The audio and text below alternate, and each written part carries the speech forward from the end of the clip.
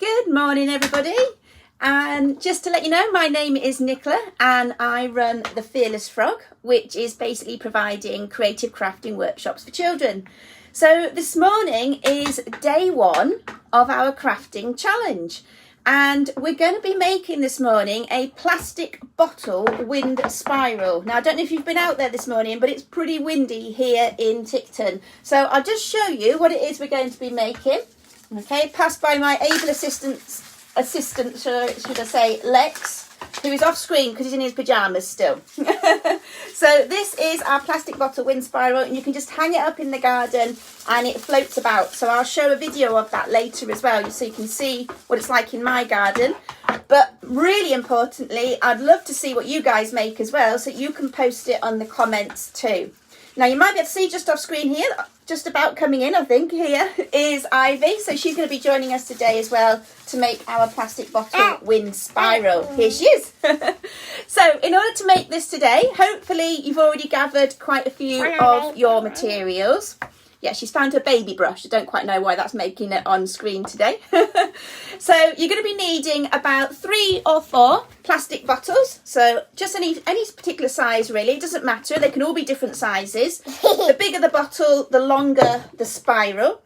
So you're going to need 3 or 4 bottles. You'll also need some paints. Now, I would strongly recommend using something like acrylic paints, because they stick to the plastic really quite well, but to be warned, they can stain your clothes. So you're probably going to need to pop your aprons on if you're going to be using acrylics.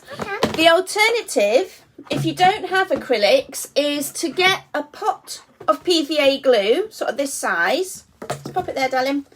And some just normal sort of ready mix tempera paint and stir them in together. And I have done that with one of the bottles on my wind spiral. So it does work. You just need a fair amount of PVA glue to help the paint to stick to the plastic bottle. Okay, so plastic bottles, acrylic paints, paintbrush and tray, obviously. Hang on, darling. And you're also going to need a stick and some string, some scissors, and probably the adult that's with you is going to need a craft knife to help you get the spiral started. Okay, so first things first, just like Ivy's doing at the moment, is to get your aprons on, particularly, as I say, if you're using the acrylic paints, because they can stain. Where have I put my apron? Oh, there it is. You've moved it, pop it. Here we go. So I'm just going to pop this on. Here we are. Get that in place. And I would recommend doing sort of a couple of colours on each bottle. So for instance, this one that I've done previously, I've painted that one green and yellow, and that's come up quite nice. You could do something like red and orange, blue and green, your choice really. Okay, so which colours would you like then, Ivy, to use first of all? These are our selection of colours that we've got. Which two? You want green? No. Or do you want orange? Because green and orange I know is your favourite colours, aren't they? No. Would you like green and orange? I thought you might. Okay. So Lex, there's your bottle. Oh, actually, no, there's one there spare as well. I'll have that one. Now we're going to put some paint into our palette. There you go. So you're doing green and orange. Here's your bottle. Yeah. There's your bottle. And I'll get my bottle as well. I'm going to do, I think I'm going to do blue, whoops, and green. Not my favourite colour. Make this that? It's yours. Oh, there we go. Oh, that's a lighter blue, that one. So I'm going for blue and green, and Ivy's going for her favourite green and orange. There we are. Okay, so nice thing about these bottles that I happen to have here, in fact, I think, Mum, you probably provided me with these, is they've got some lovely lines on there. So I'm actually going to use that as my guide, really. But you can do it however you want. You could do spots and stripes. You can do squiggles and swirls. However you want to paint them. Okay. In fact, I'm going to use a darker blue. Comes up a little bit better, I think. So these were just sort of standard acrylic paints that I picked up from Aldi, would you believe, in their fabulous sort of crafting special buys that they do. Whoop. There you go. Oh, you're doing a good job there. Very nice. Yeah, don't worry. Yeah, so just take your time deciding how you want your bottles to look and get them all nicely decorated with your favourite colours. There we go. It's coming out nicely there.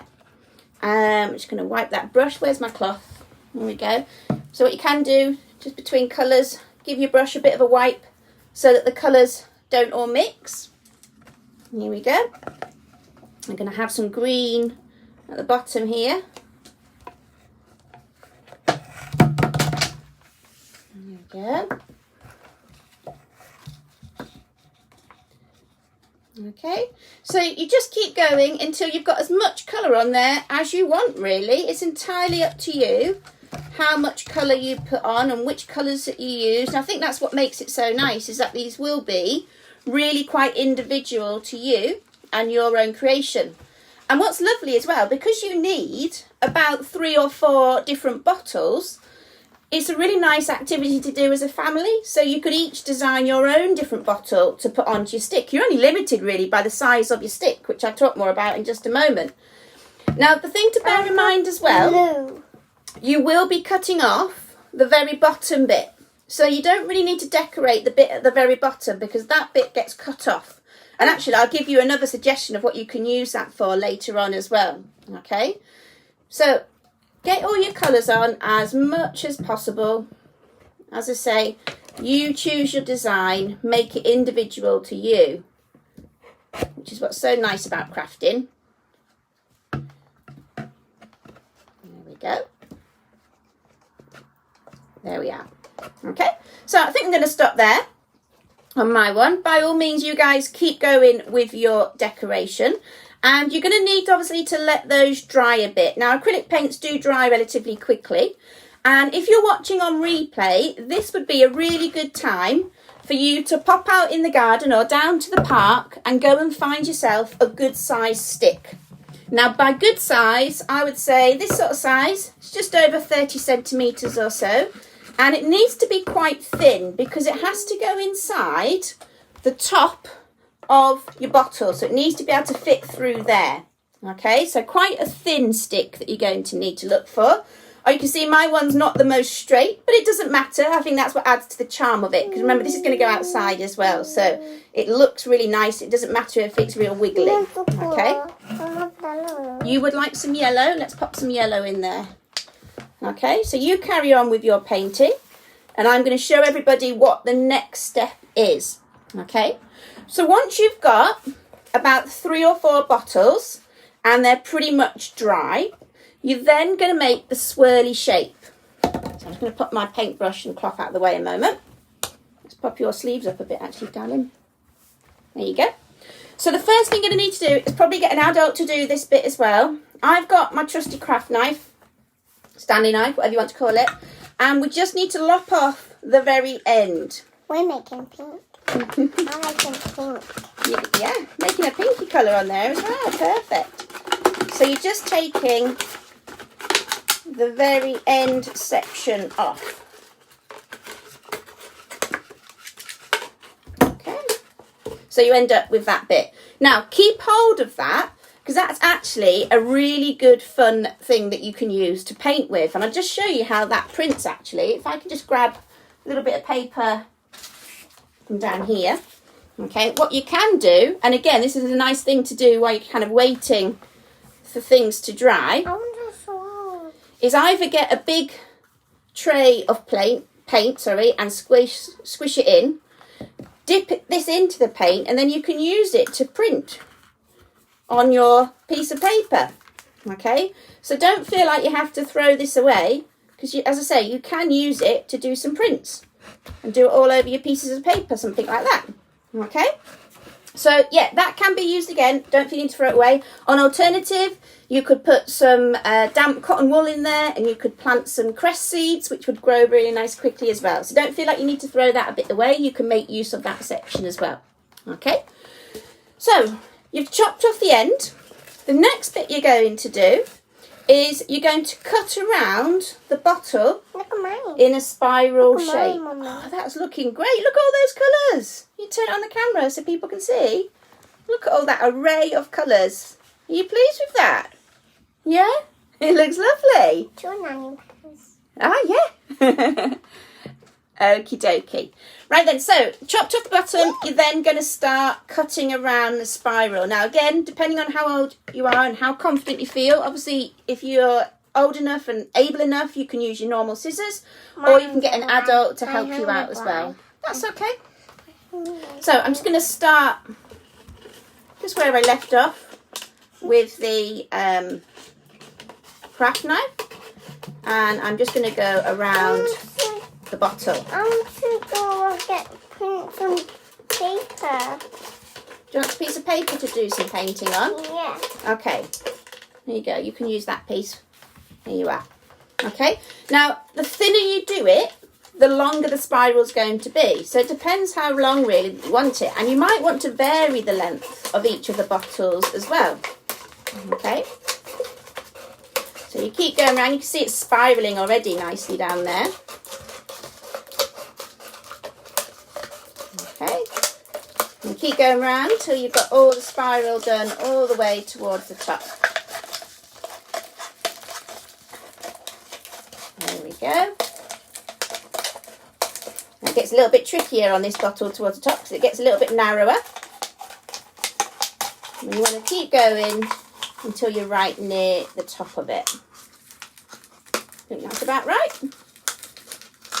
There we go. Okay, look at that. Lovely. You can actually, once you've got all of the bottles completed, you can have a bit of fun spiraling and doing different sculptures with it. But there you go, that's one of the bottles, and you need to be doing that to all 4 of the bottles, or 3 or 4 bottles that you've got.